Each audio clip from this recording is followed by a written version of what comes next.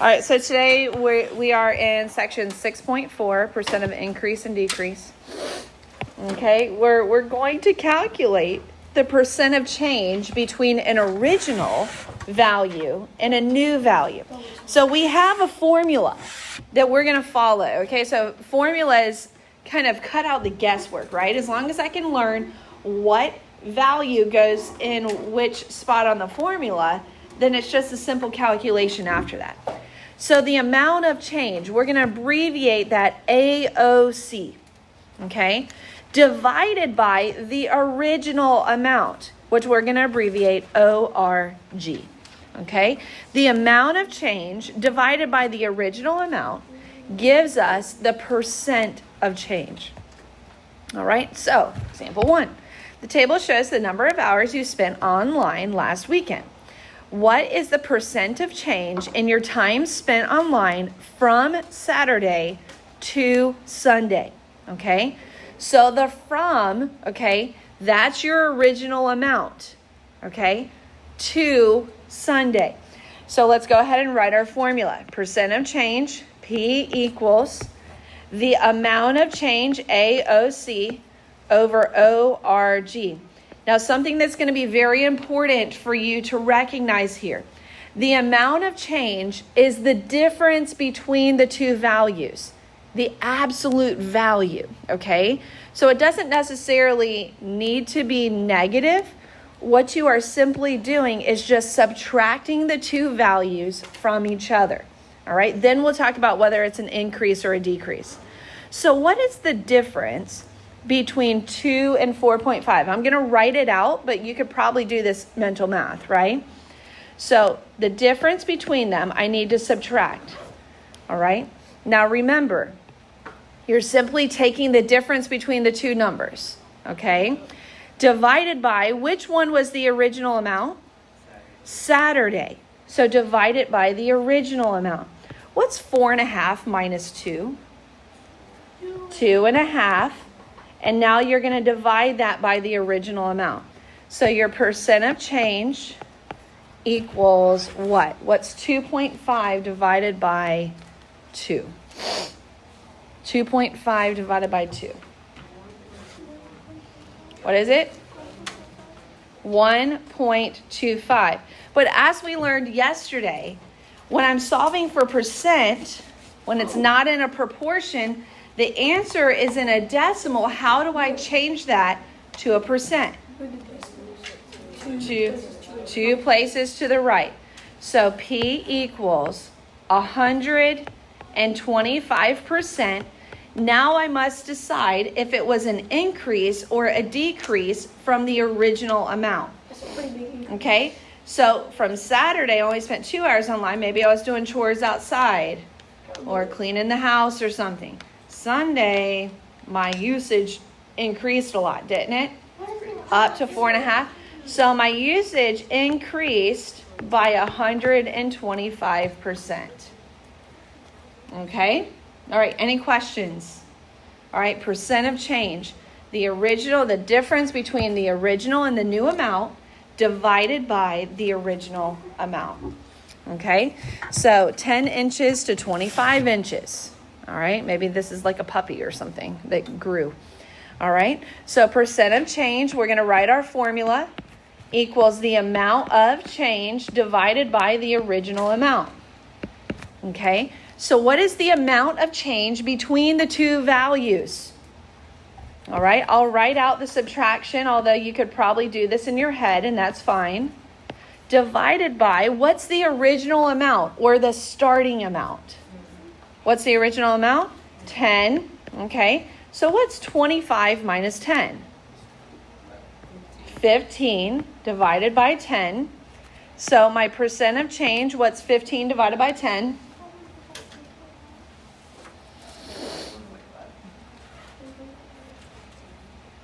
You guys get 1.5?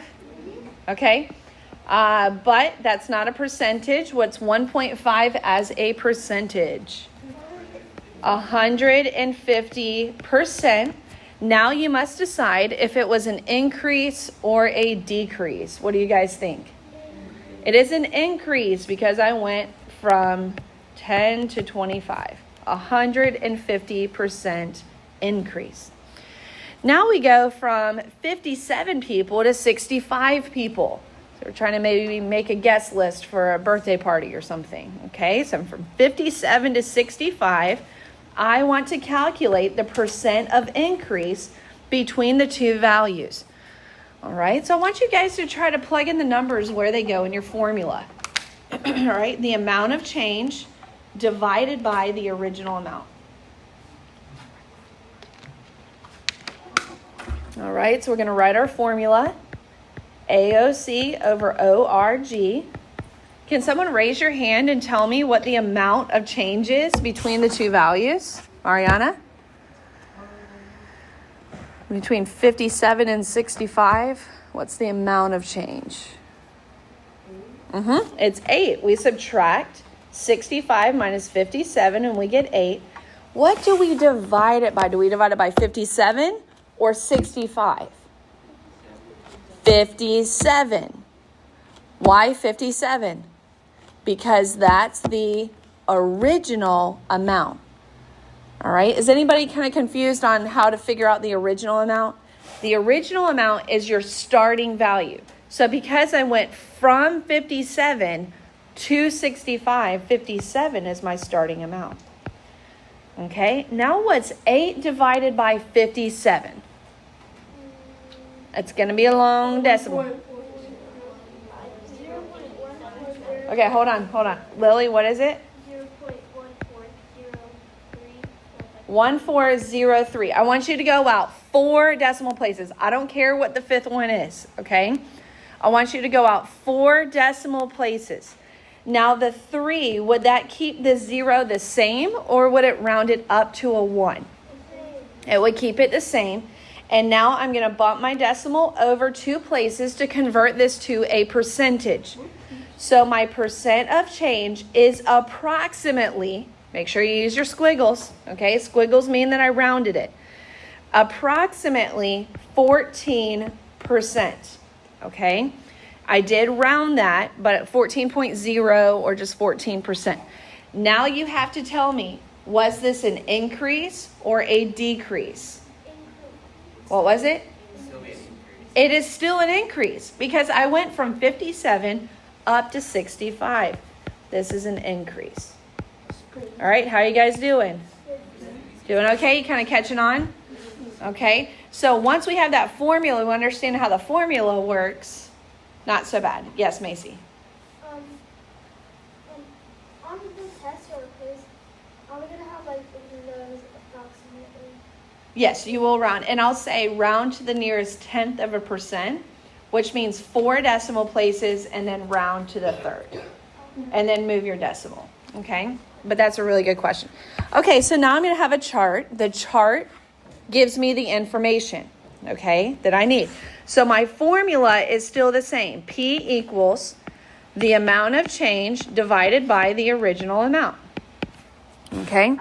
Look at the bar graph. What was the percent of change in home runs from 2016 to 2017? So I need to find the difference between the 2 years. Now remember, order doesn't necessarily matter. I'm just taking the absolute value difference here, okay? So how many home runs did we have in 2016?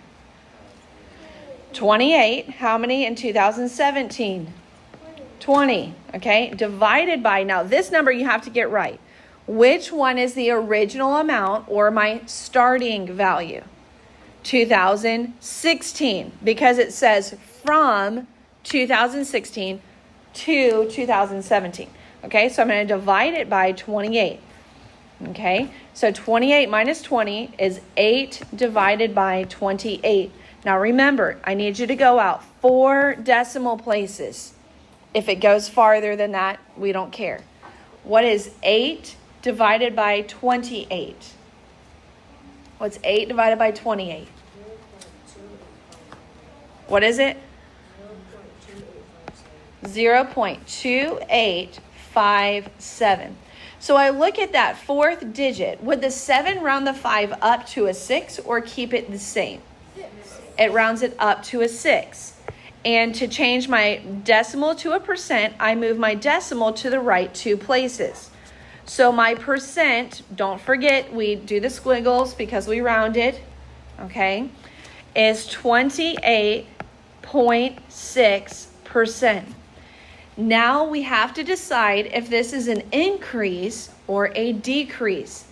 If I went from 2016 to 2017, how did my home runs change? I went from what?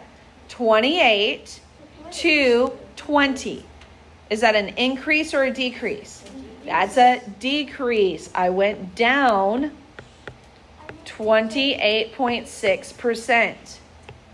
Maybe I lost my big hitter or something. Lost my number 4. Okay, it's not going to say that in the instructions, Missy. She said, example 2 says decrease.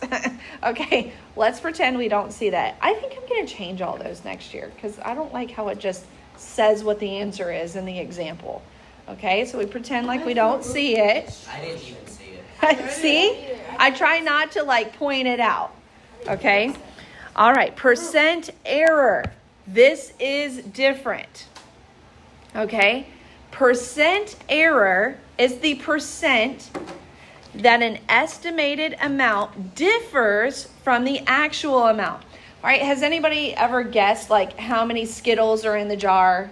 And if you guess the closest amount, then you get to keep the jar of Skittles. Okay? So it's an estimation. How many of you have ever bought a bag of chips and more than half of the bag of chips was full of air? And you're like, what a ripoff. I don't remember. Last year there was some kind of bag of those hot Cheetos. That's not even a ripoff. Yes. Anyway, I mean, it was pitiful, how much, product was in the bag. Okay. So let's kind of use this example. Somebody decided how many chips were going to be in the ratio of the bag. Okay. What do you think would happen to the company's profits if whoever was stuffing the bags, if they just said, I'm going to fill these bad boys all the way up? Because I think that it's wrong that more than half of it is full of air, so I'm going to fill them all up. What do you think is going to happen to the profits for that company?